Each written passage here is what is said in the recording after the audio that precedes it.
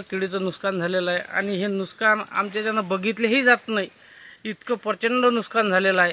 आणि शासनाचा यांच्यावर काहीतरी हे लवकरच मदत जाहीर करावी असं आम्ही हे करत आहोत। इतकं प्रचंड नुकसान झालेलं की आता आमच्याच्यानं बोलणंही अनावर होत आहे की बा हे असं इतकं हे होऊन आम्हाला इतकं दुःख होतं की बोलावंही वाटत नाही, पण आता नाईलाजानं हे दुःख बोलावं लागतं, हे करावं लागतं।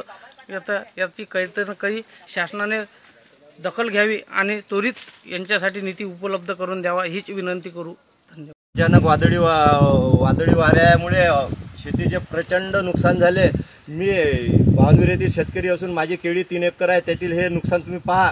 शासनाने कोणतीही दिलगाई न करता तातडीने मदत करावी, नाही तर आमच्याजवळ एकच पर्याय आहे की आत्महत्या केल्याशिवाय दुसरा पर्याय नाही। त्यामुळे आम्हाला शासनाला एकच विनंती, हात जोडून विनंती आहे, कळकळीची विनंती आहे की त्यांनी ताबडतोब पंचनामे न करता सर्वांना जे नुकसान झालेलं असेल त्यांना तातडीची मदत जाहीर करावी।